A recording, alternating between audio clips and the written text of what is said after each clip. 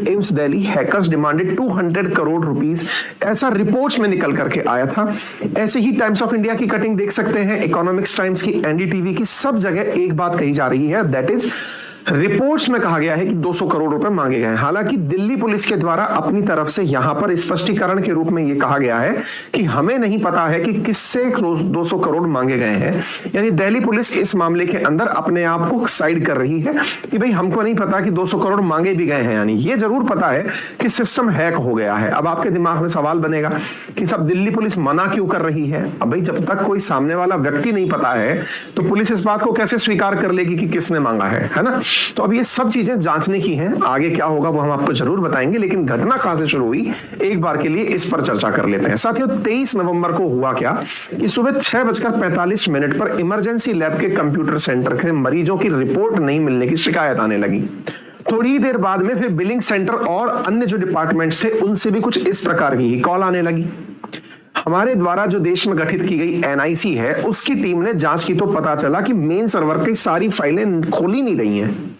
जब टीम पहले backup system के जरिए फाइलों को रिस्टोर करने की कोशिश करने लगी, क्योंकि सामान्यतः ये होता है कि यदि आपकी कोई फाइल ओपन नहीं हो रही है तो ये माना जाता है हो सकता है सिस्टम करप्ट हो गया होगा, फाइल क्रैश कर गई होंगी, तो एक काम करते हैं वापस से पुरानी फाइलों से रिस्टोर कर लेते हैं। लेकिन जब उनको रिस्टोर करने का प्रयास हुआ तो पता चला कि वहां पर भी सेंध लग चुकी है। तो ऐसी स्थिति में जो फाइलों का एक्सटेंशन या ई पता जहां पर उन्हें रखा जाता है वो भी बदली जा चुकी थी। साइबर हमले को जैसे ही पुख्ता हुआ कि हाँ भाई साइबर हमला हो चुका है, तुरंत भारतीय कंप्यूटर इमरजेंसी रेस्पॉन्स टीम, जिसे आप सर्ट इन के नाम से जानते हैं, उसको सूचना दे दी गई। आपको जानकर के अचंभा होगा कि एम्स के पास 4 करोड़ मरीजों का डेटा है। मरीजों का डेटा है ये समझ में आता है, लेकिन इसमें बहुत बड़े बड़े हमारे देश के दिग्गज राजनेताओं का भी डेटा शामिल है। आप में से बहुत से लोग इस बात को लेकर के हो सकता है बहुत लाइटली इस बात को सोचें कि क्या फर्क पड़ जाएगा इस बात के बारे में जानकर कि कौन से राजनेता को कौन सी बीमारी थी। साथियों, सत्ताएं बदल जाती हैं। कहते हैं भारत पाकिस्तान का विभाजन नहीं होता अगर यह पता चल जाता कि जिन्ना को ऐसी बीमारी थी जो उन्हें सेपरेशन के तुरंत बाद मार देगी। उन्होंने अपनी मेडिकल हिस्ट्री को इतने लंबे समय तक बचा के रखा क्योंकि उनके पीछे जो लोग खड़े होते हैं उनका मोरल डाउन हो जाता है।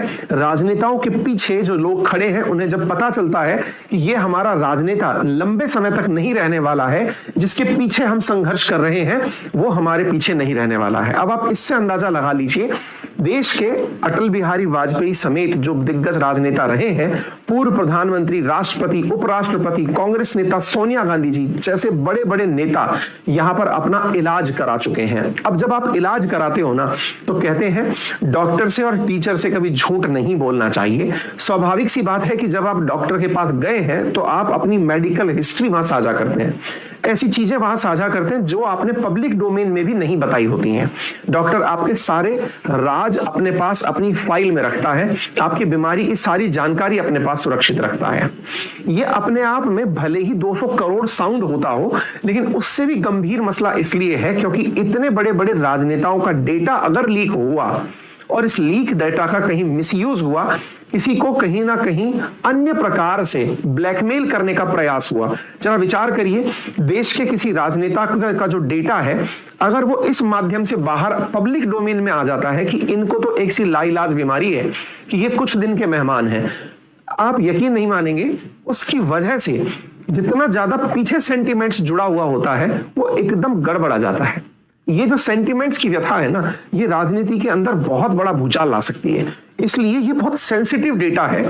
इस खबर की सेंसिटिविटी इस बात से आप जान सकते हैं कि देश के अंदर NIC, CBI, IB, DRDO, Delhi police सब इसकी जांच में जुड़ गई हैं कि एम्स के 2 सिस्टम एनालिस्ट को इस बारे में मतलब निलंबित भी किया गया है कि आफ्टर ऑल यह चीज मामला कैसे रिलीज कैसे हुआ, लीक कैसे हुआ। इंटरनेशनल साइबर क्राइम कनेक्शन होने की यहां पर आशंका जताई जा रही है।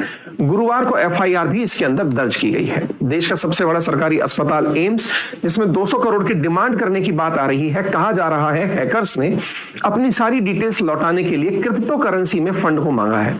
न्यूज एजेंसी ANI ने इस बारे में जानकारी देते हुए कहा कि इस वजह से अस्पताल की सारी सेवाएं बुरी तरह बाधित हो गई हैं।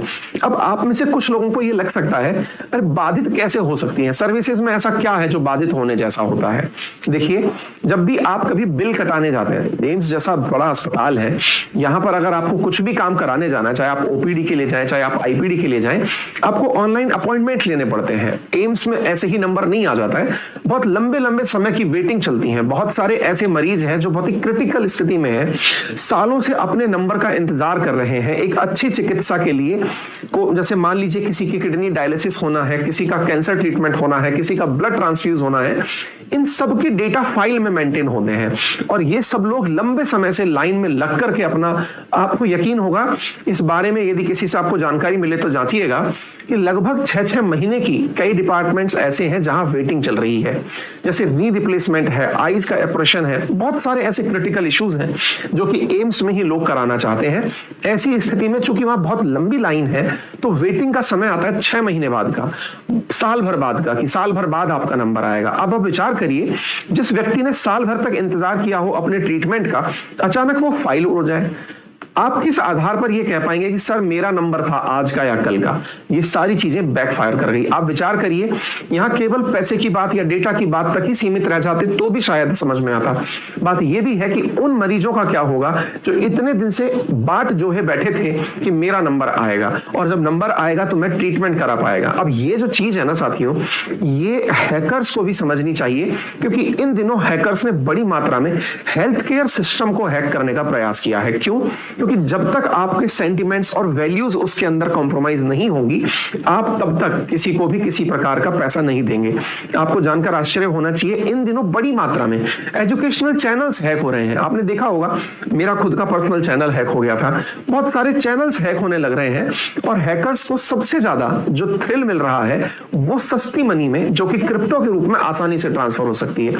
आपके दिमाग में आएगा सर क्रिप्टो में ऐसा क्या है? क्योंकि क्रिप्टो किसी भी गवर्नमेंट के द्वारा गवर्न नहीं होती, यानी किसी भी देश ने उसे अपनी आधिकारिक मुद्रा नहीं बना रखा है। एल सल्वाडोर एक एग्जांपल अलग से बिटकॉइन का हटा दीजिए, लेकिन मुद्दा यह है कि सब सरकार को नहीं पता है कि ये पैसा किसने तो लिया, कहां से इसको कैश किया। ये सारी बातें जो ओपेक चल रही है ना, ये अपने आप में देश के लिए एक बहुत बड़ी चिंता की बात है। हालांकि फिलहाल एम्स के जो भी कर्मचारी हैं वो ऐसी व्यवस्थाएं क्रिएट कर रहे हैं कि वो सारी सिस्टम की सफाई करके उसे पूरी तरह से बहाल करने का प्रयास कर रहे हैं। आपको मालूम होना चाहिए, आउट पेशेंट और इन पेशेंट दो प्रकार के अस्पताल के अंदर मरीज जाते हैं। कुछ वो मरीज होते हैं जो केवल बाहर से दिखाकर चले आते हैं और उन्हें मतलब एडमिट नहीं होना होता। कुछ मरीज 24 घंटे से ज्यादा के लिए अस्पताल में एडमिट होना चाहते हैं। ठीक है, तो ये जो एम्स का सर्वर डाउन हुआ है, इसके पीछे के कारण में जो रैंसमवेयर जो है उसका मामला निकल करके आ रहा है। यानी ये माना जा रहा है कि किसी ने फिरौती की रकम मांगी है। अब ये फिरौती की रकम का क्या देश में पहला मामला है? क्या डेटा की चोरी होती है? भाई रैंसम अब तक हम क्या मांगते थे? फिरौती के रूप में जानते थे। फिल्मों के माध्यम से हमने देखा कि बहुत सारे अपहरणकर्ता किसी व्यक्ति का अपहरण करते थे और उसकी एवज में धन मांगते थे। इस दुनिया में जब से इंटरनेट आया या फिर सबसे कंप्यूटर आना शुरू हुआ, तब से कीमत इंसान से ज्यादा डेटा की होने लग गई। यानी आपकी उन सूचनाओं की होने लग गई जिनसे आपके बारे में बहुत सी चीजें हासिल की जा सकती हैं। यानी एक डेटा ना जाने कितने लोगों को कंट्रोल करने के काम में आ सकता है। यही कारण है कि इस रैंसमवेयर की आड़ में बहुत सारे देशों ने अपने सिस्टम को कॉम्प्रोमाइज किया है। देश के अंदर बहुत सारे मतलब इस प्रकार के डेटा को लेकर के केसेस हुए हैं और जब ये केसेस हुए हैं तो इन केसेस में बड़े